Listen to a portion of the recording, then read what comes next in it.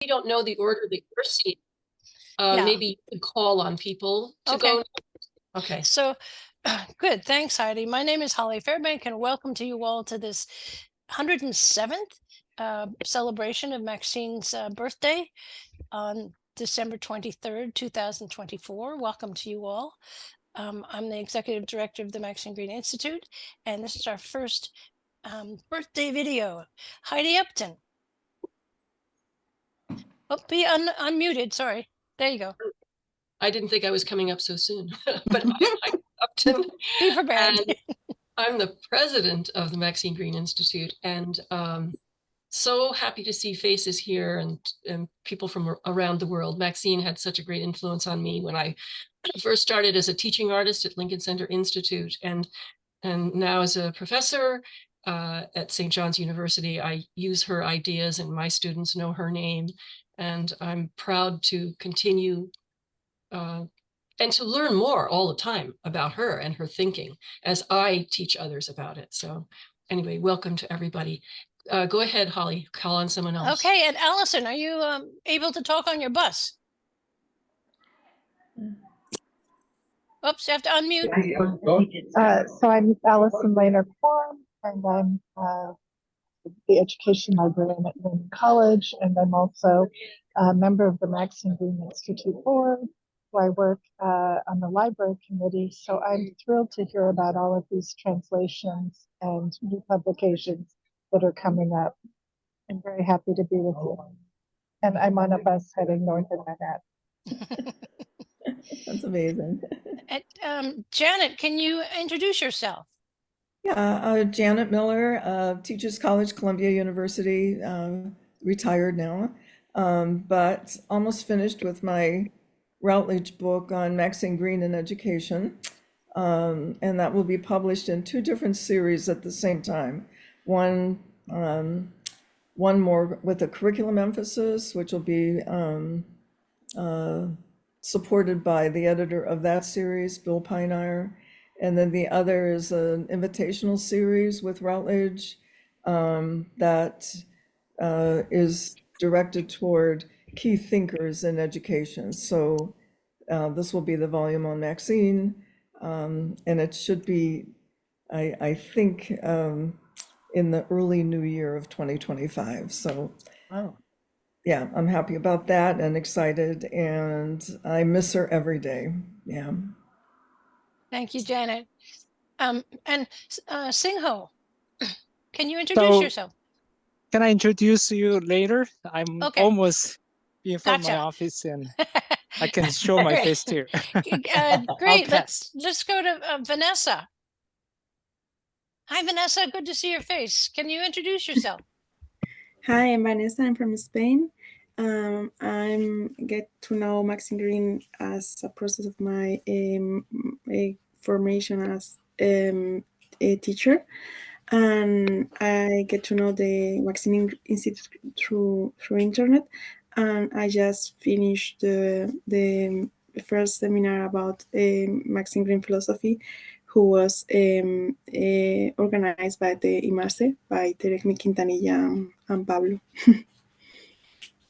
And you're doing your dissertation, I understand. Yeah, I'm doing my PhD in Maxine Green philosophy. I'm starting my 2nd years, and it lasts 3 years more. And it's a very exciting and interesting experience in order to get to know in Spain the Maxine Green philosophy activity. Thank you. And maybe we can go to Tere next, since you were mentioned. Hi, Tere. Hi, everybody. I'm Tere from Mexico, IMASE, Mexican Institute for Arts and Education, and we'll be doing a seminar about Maxine Green, thinking in thought in Spanish. We just finished it, and we have been doing aesthetic education for 23 years in Mexico. So we'll keep going. And Maxine, I love you. I miss you. And let's go to Pablo, because that's the other part of this organization. Pablo. Yeah, I started as a teaching artist with Tere. she started the institute, and I became a teaching artist there. So I worked with Tere in many different workshops, teaching aesthetic education. And last year we did the seminar just about Maxine Green and her thought, and that's all. Great. And Carmel. Hello, everybody. Hi, Holly. Hello, everybody. My name is Carmel Hinchin, and I'm part of the Maxine Green Ireland team, and the other two members. And I'm not sure if Jane can be here. She might be able to, but she sends her love, and so does Helen.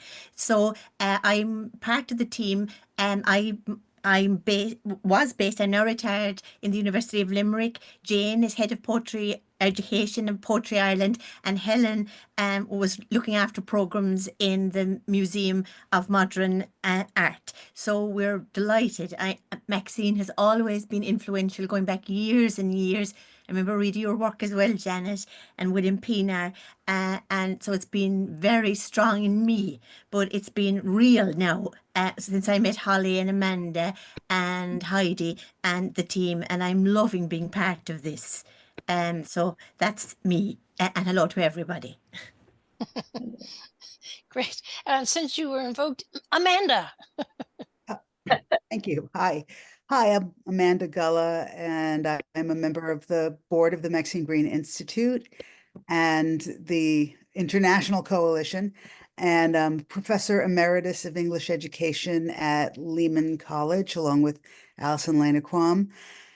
And I've just been so richly influenced by Maxine's work and just her generosity of spirit. I've taught aesthetic education for about 20 years now, originally under Holly's tutelage, and published a bunch of articles on aesthetic education and inquiry-based learning, and just looking forward to seeing where this work takes us collectively. Yeah, thank you. Shinko, hi. Can you introduce yourself? My name is Shinko Kondo from Japan, and I just met Holly in May this year, right? Lincoln Center. At Lincoln Center, yeah. Yeah.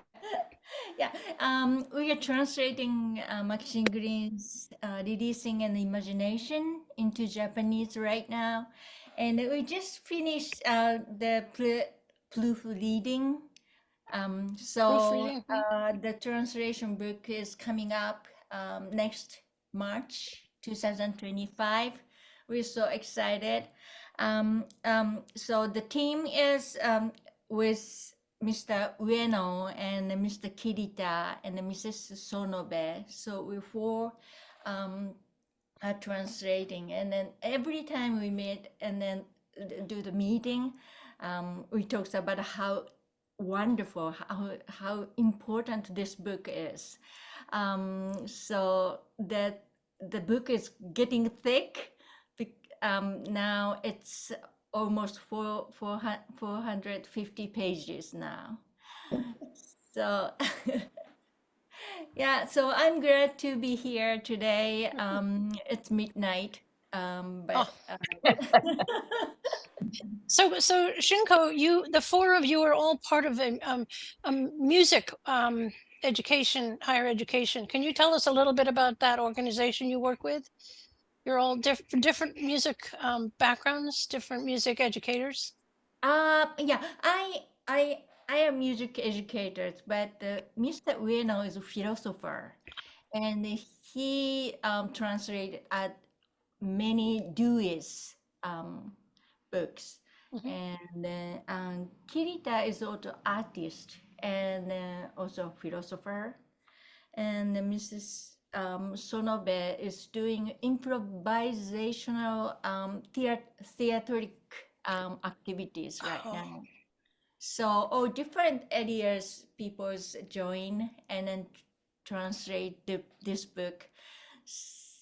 Almost every week we meet and discuss about what is this sentence means. It's very deep, as you know. And then there are so many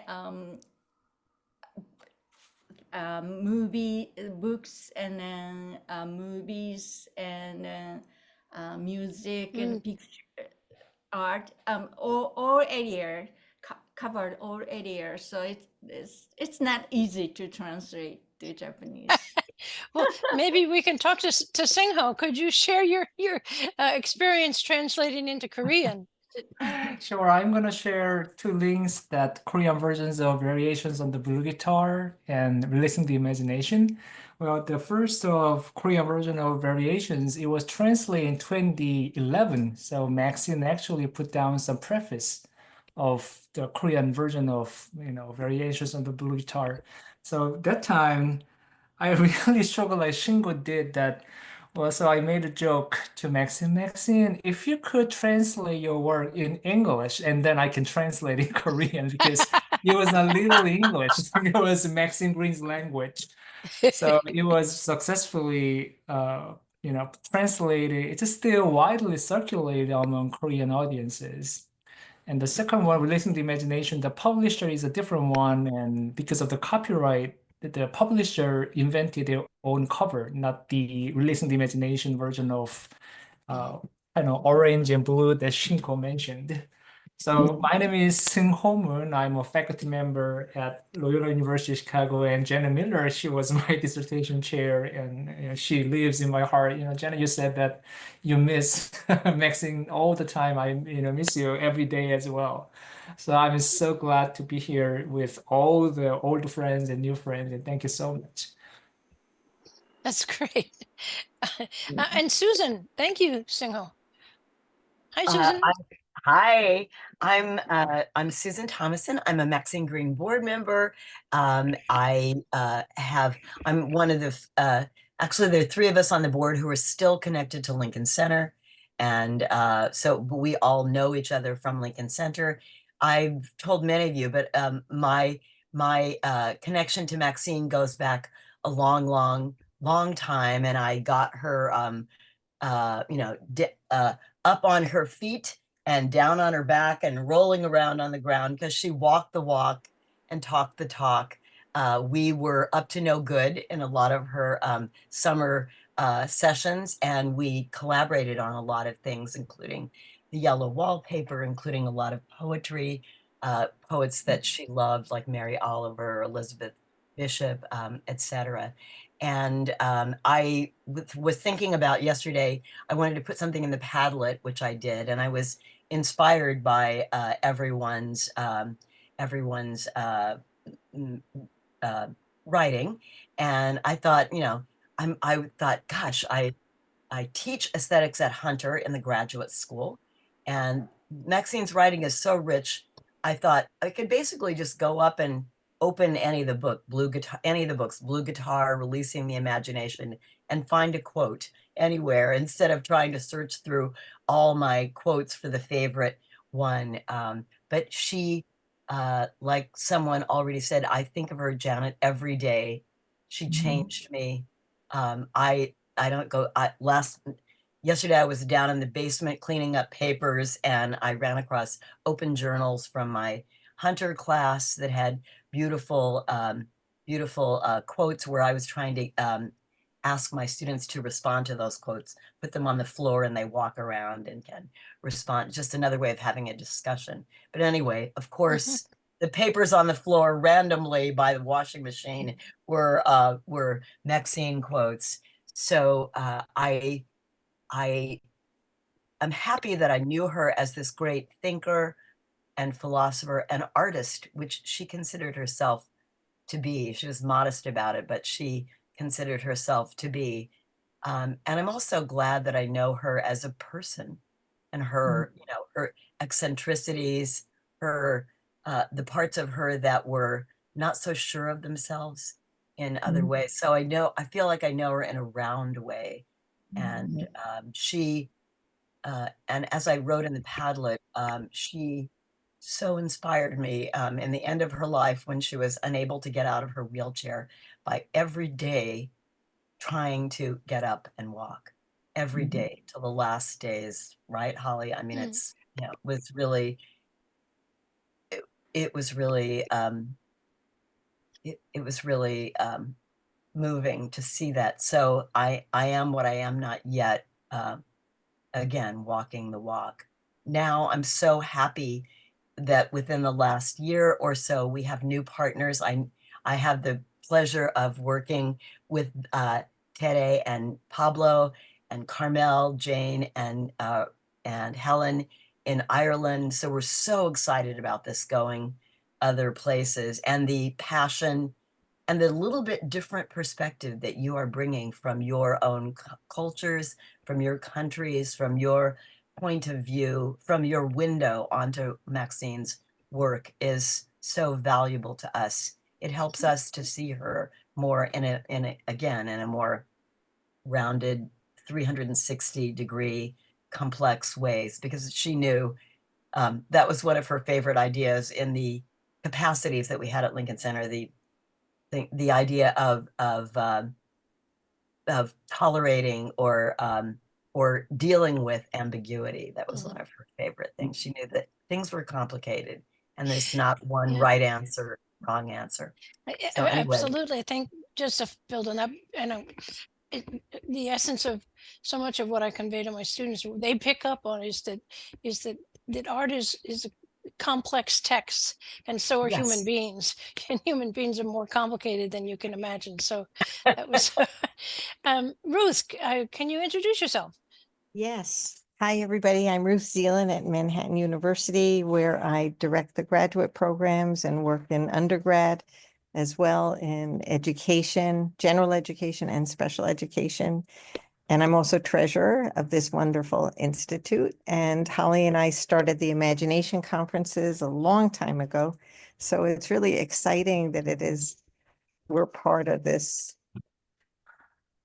I don't know, wonderful expanding institute. And Maxine has inspired me so much. And I'm echoing what everybody is saying, and I excuse myself, I'm getting my hair done in honor of her birthday. So I'm in the salon right now.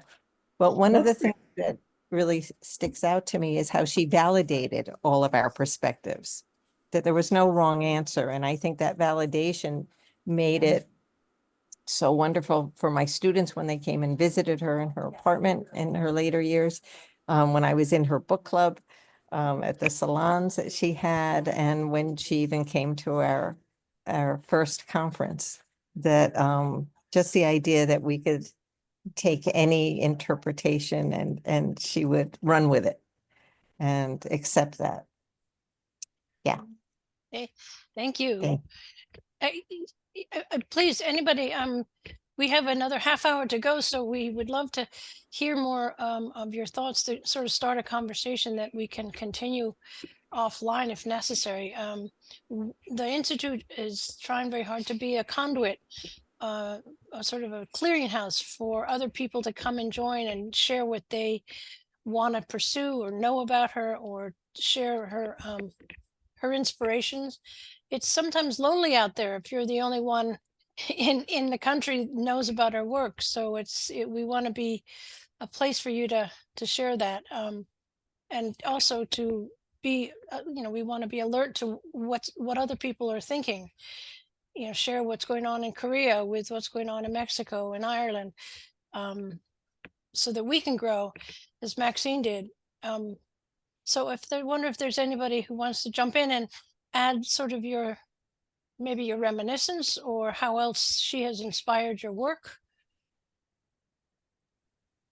Well, I imagine if Maxine were with me in her living room, she definitely would ask, "What the heck is happening in South Korea now?" Oh yeah. Yeah, then I would respond that, well, it's people's political consciousness that South Koreans they have a high sense of political imagination as well as civic engagement, so that they can impeach president multiple times. So the current president, he's so corrupted and so stupid, like our upcoming or past someone. So I hope that, well, the US people have more critical political consciousness to reimagine what might be different social realities with empathy rather than setting up the absolute enemy for political interest. So I want to share quickly of, how South Koreans are eager to have more equity in a society overall with political imagination. Yes, the South Koreans give us courage, Sung-ho. Yeah, I really hope so to the American people. Yeah. You should impeach. Well, I'm part of it too, but how we can Yeah. make voice heard of our citizens for somewhat different realities of different societies. Yeah, I think about the protesters in Hong Kong a few years ago that were doing such a valid job of such an imaginative way to resist, though they didn't succeed ultimately, but they were very inspiring. I just wanted to point out that the link to the Padlet is in the chat, and Allison has asked, she had to leave the Zoom, but she asked here if everyone could put links to your work and organizations on the Padlet. So when you get a chance, it would be great to have a compilation of that there. Great. Thank you, Allison, for that. Good thinking. We have a wonderful library. Thanks so much to Allison. If so that we want to have a place for dissertations as well as translations and publications that you've done elsewhere. So please do let us know. There's a wonderful library at Teachers College, for example, but it's hard to get into.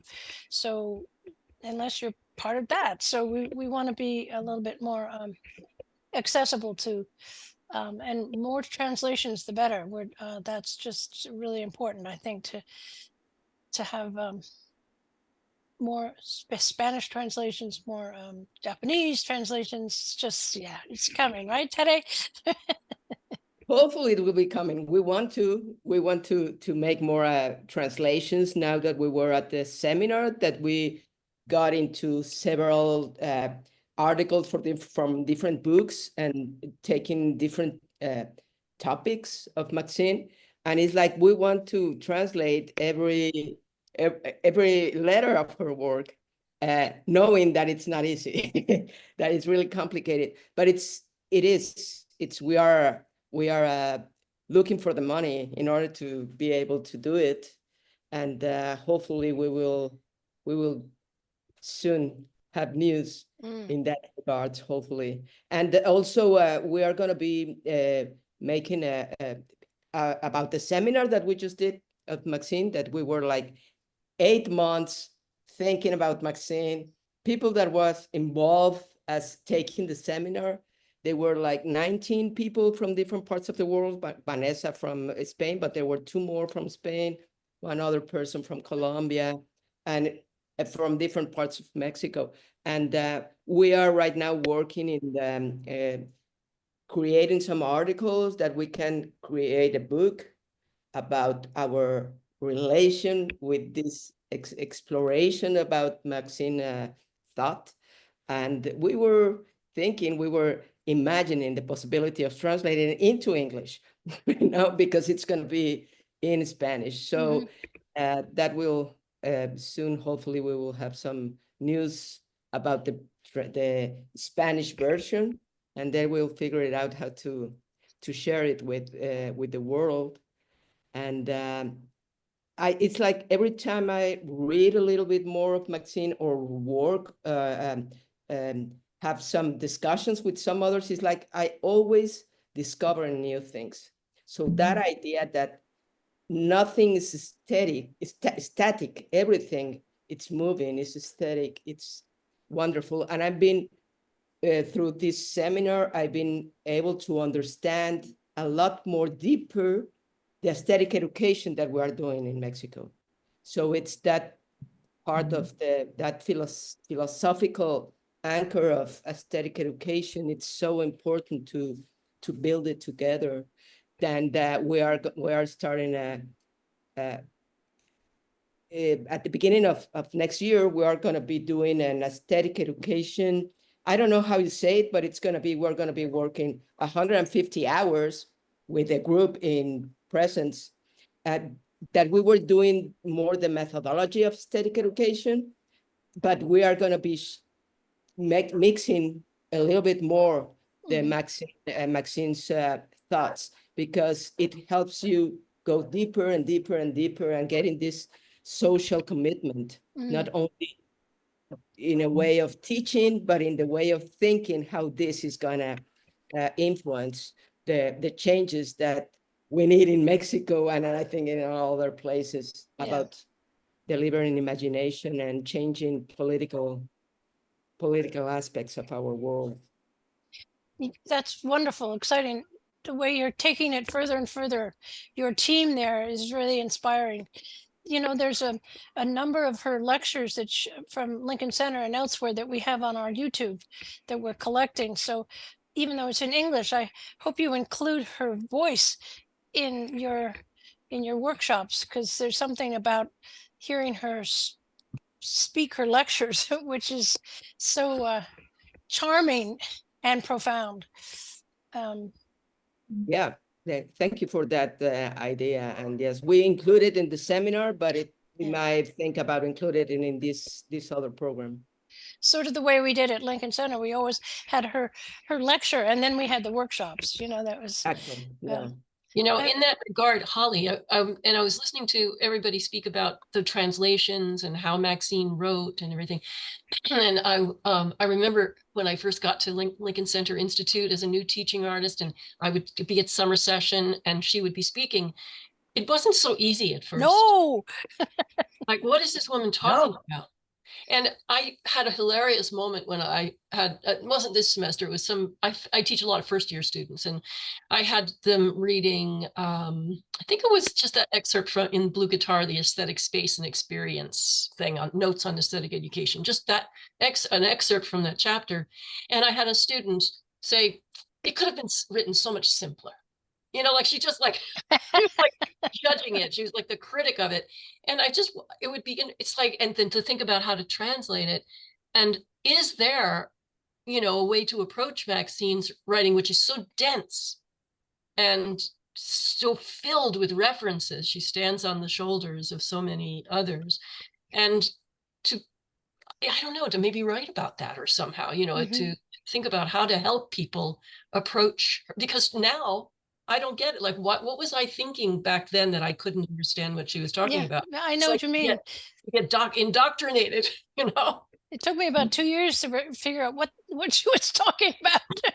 But you know what helps, Heidi, and you gave me a nice thought, is reading my students' responses to her writings is very clarifying to me. So not only from what they understand, but what they're taking away from it. And that might be a basis for writing about, you know, how it's synthesized. Yeah, and because students, they're looking for answers. You know, they're looking, okay, how many philosophers does she mention? You know, and what that Schutz says this, you know, that, and they're not dwelling in the fabric of it, you know. I guess I was saying, sorry, go ahead. Actually, I've been talking to Pablo and some other people from IMASE. It's like, I would love to retranslate variations into Spanish, because we did it in 2004, and now we understand the things so in so different ways that even one word, for example, why, can be translated going forward, or just giving a justification of what are we doing. Only that small word makes a huge difference. Maybe an annotated version, you know? Yes. Maxine always used to tell stories about a lot of people, a lot of students questioning, why do you have to write in such a difficult way? And she would say, because you need to read more. That's why I do it. And, you know, I love that answer. I thought it was always really a wonderful one. You know, not to say that it isn't complicated, but read more and you'll understand more. It always stuck with me. Yeah. I just want to say too, I happen to be in Brazil right now, and through my connections here in terms of teaching and workshopping with people, I happen to be in Rio de Janeiro right now. there's a tremendous interest in Maxine's work, which has really not made it to, as far as I can tell, any place in Brazil. But I'd love to keep talking with you all who have been able to work in countries other than your own in terms of how to bring people together around that who are interested in her work. And the other thing, being here, I'm quite aware of the politics of the whole thing in terms of the United States political situation now in terms of the president-elect again, and the fear that is visceral here around it opening up a door for Bolsonaro to come back in as president in Brazil. And so how to marshal the political fervor that would be what I would assume would be we would share in the United States around the second presidential term of Trump, which I can't even believe I have to say, but that's the way it is. So I've got all kinds of things swirling here. One, I want to be a part of how I can continue helping people with whom I work here, students and faculty, in terms of learning more and more about Maxine. I need somebody who's an expert in Portuguese, to help me with all of that. Anyway, I just wanted to say all of that, but So mostly Janet, to remind you. Yeah. Janet, an avenue I don't know if you've explored, and I don't want to take up too much time here, but virtual exchange is a big deal for us at St. John's.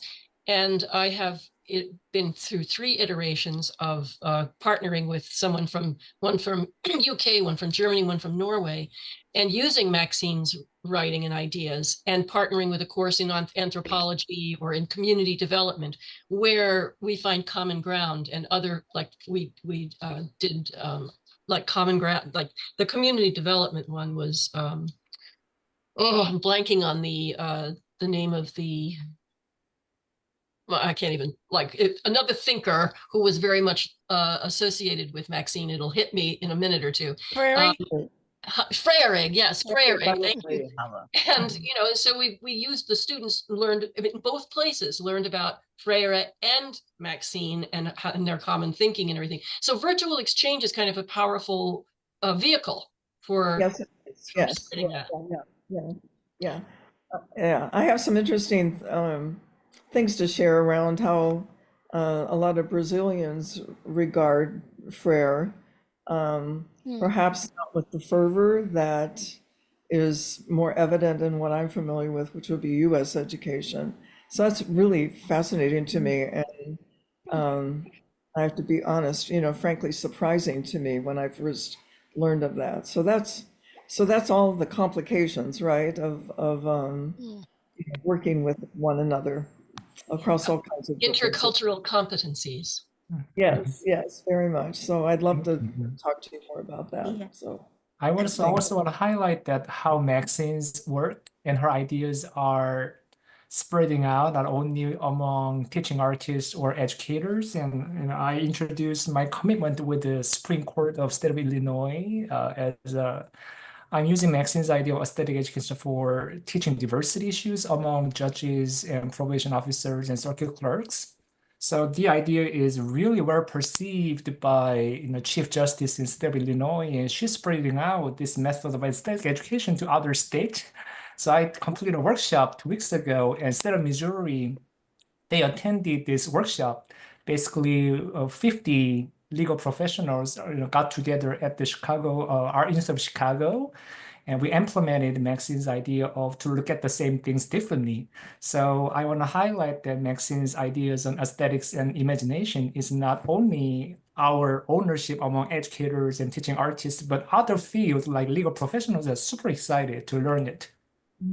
And especially because like many fields, they will think, oh, it's the arts, it's a frill, it's an extra, and to understand that this is such a more complex and intricately I don't know, a web of thought that is not just light, L-I-T-E thinking. Yeah. And I think Yes, that's one what of the participants mentioned that, well, it was a really aha moment for the judge because, well, this workshop made her think. So I thought that there is Maxine would be pleased to say that, well, these people we don't know who they are, but well, the aesthetic education try to make people think, not Yeah. what to think, but how to think with the use of art.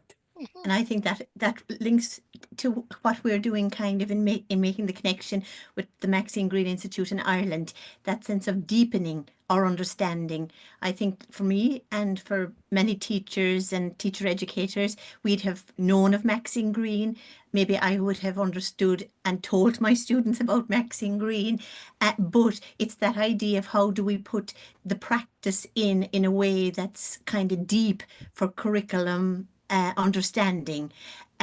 So what we've done with the Maxine Greene Institute is we gathered up kind of teachers in Ireland and the Maxine Greene Institute. We came together an online seminar and we got a sense of how people do put aesthetic education into practice as well as what the philosophy is. And so we're kind of deepening that by having another seminar probably in March and then meeting with the Maxine Greene people who were very kindly coming to Ireland. So we're opening it out to teachers, teacher educators, artists.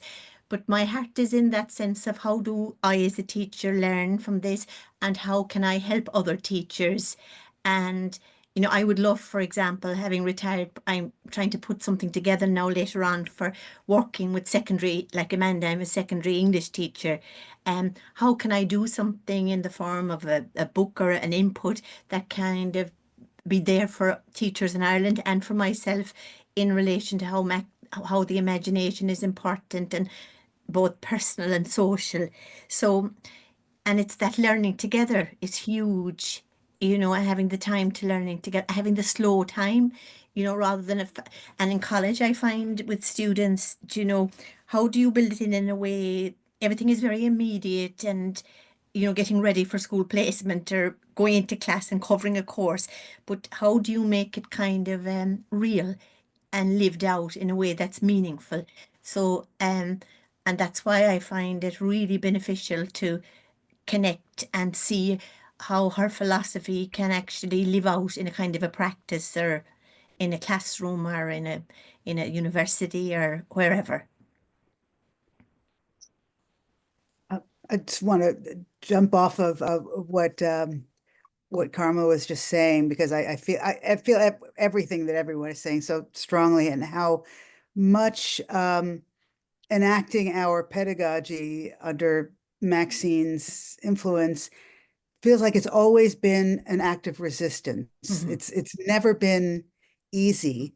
As a K-12 teacher, it's always kind of like, well, close your door and have the standards on the blackboard and make sure that you're following all of the niceties that the administrators want to see. And as a teacher educator, it's about helping teachers and teacher candidates figure out how the inquiry and imagination really helps achieve the results that they supposedly want to see in terms of student outcomes. And it's not aligned with standardized testing or any of that. It's like we're always trying to fit this wonderfully amorphous and ever-changing shape into a square hole.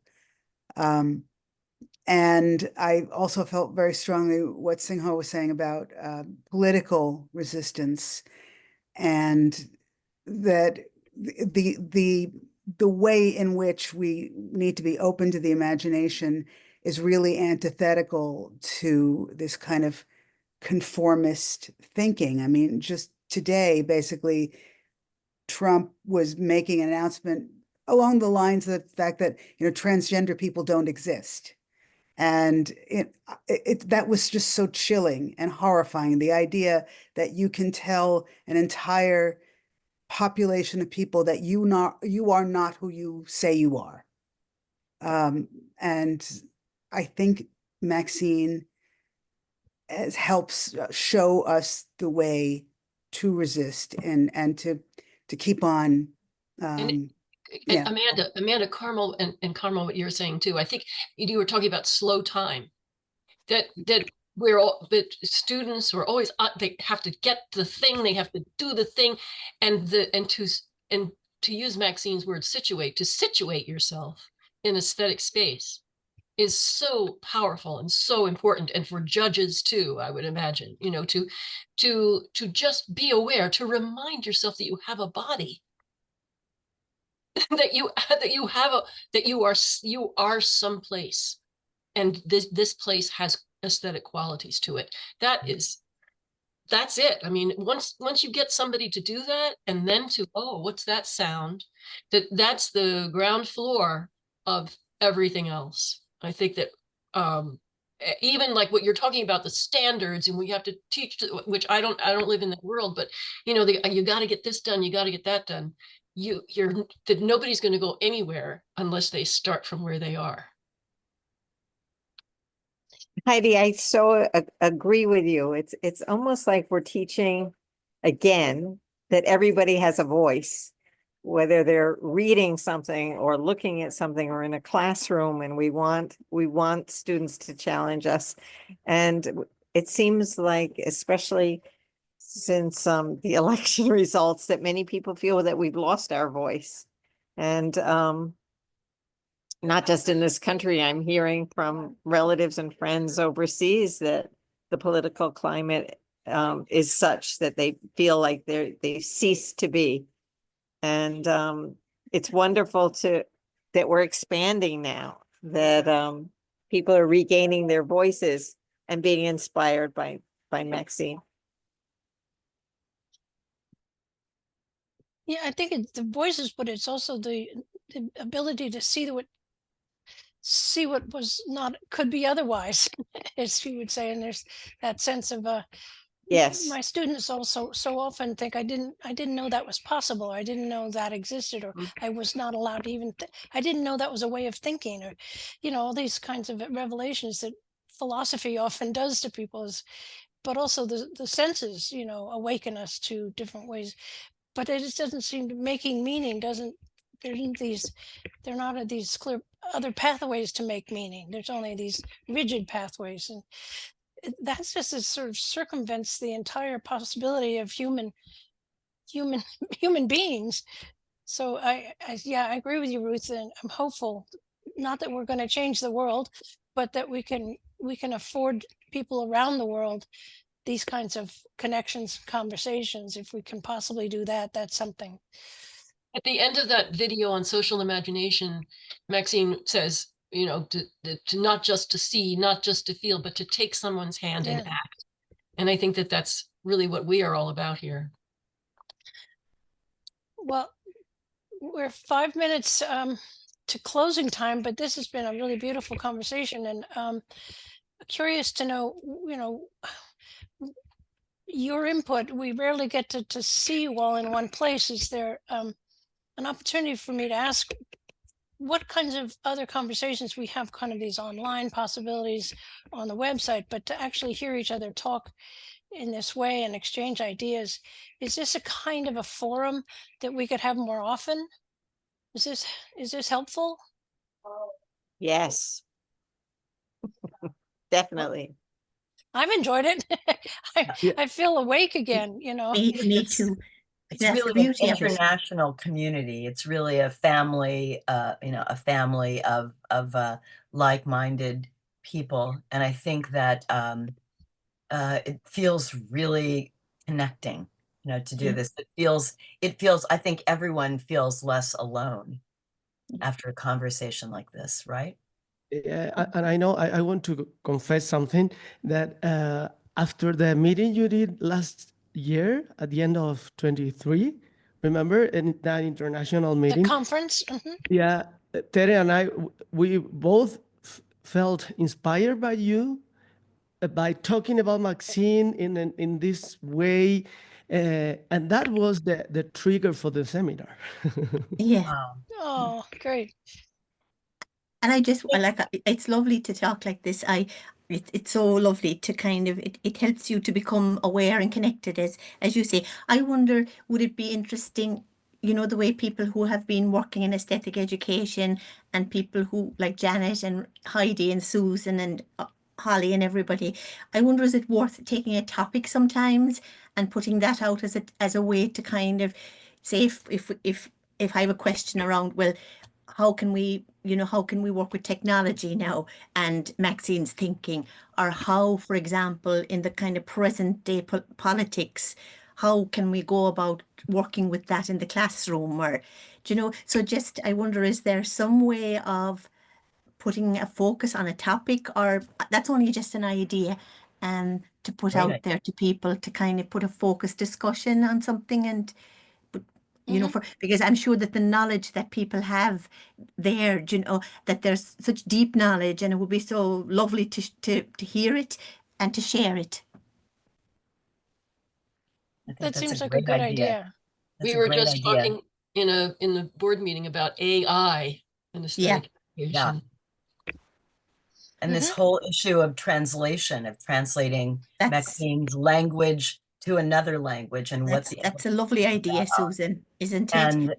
and I think the political implications of what would Maxine say now, at this point in our collective, our world, sort of based on world events. And I think continuing to connect her to the everyday, to the Yeah, to the person that she present. was, because and feeling her presence, because she was not just an abstract, brilliant thinker.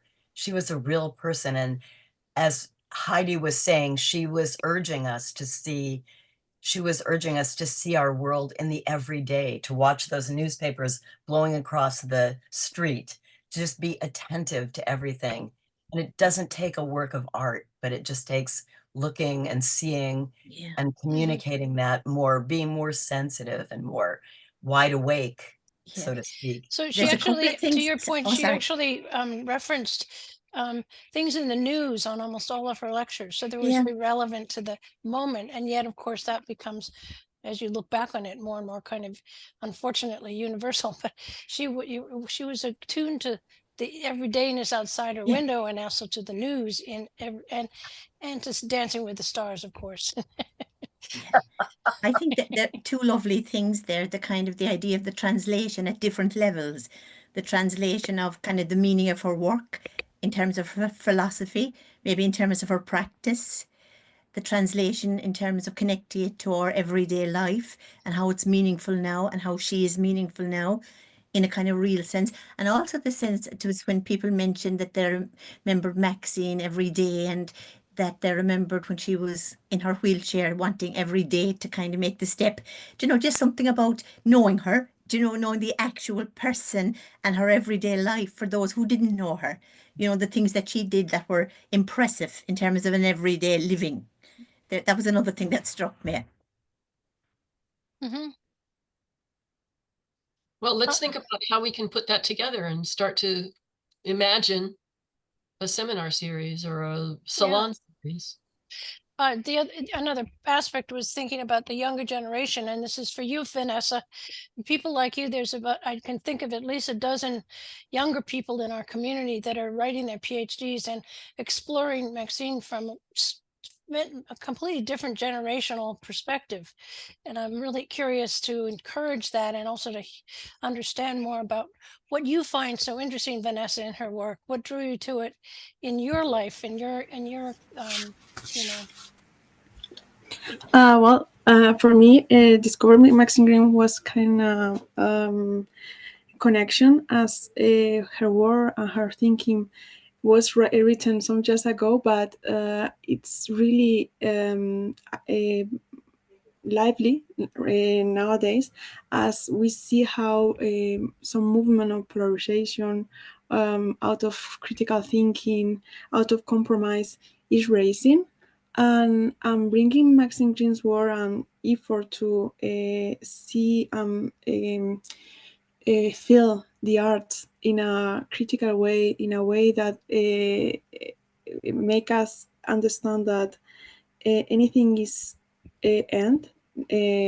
but it everything is in the making, is kind of a knowledge that I think is interesting and important right now, that young people understand that we have a lot of things to do, but the first step is to realize that we have something that to realize what we are, that we can do things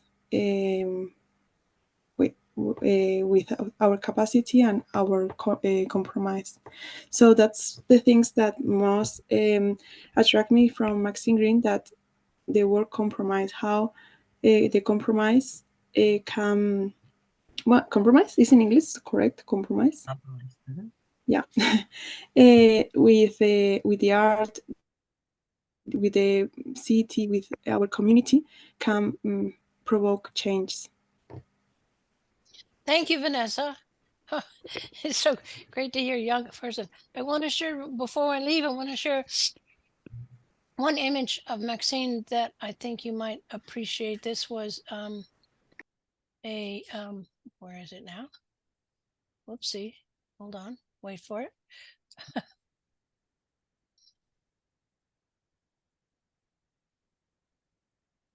This was a picture of the last year that Maxine was teaching at Teachers College. I don't know if you can see it. And she was 96 then, 95. So besides wanting to get up and walk every day, she got up and wanted to teach every day. So this was an inspiration for me. I remember that was her last year of teaching, and she still she just loved it. She was so devoted to her students and to the idea of teaching. So okay, I thank you all so much. And appreciate it. We'll do this again soon. Definitely. And Should we all raise, should we raise raise a our, hand to yes. Maxine? Happy birthday, Maxine. Happy birthday, Maxine. Birthday. Happy birthday.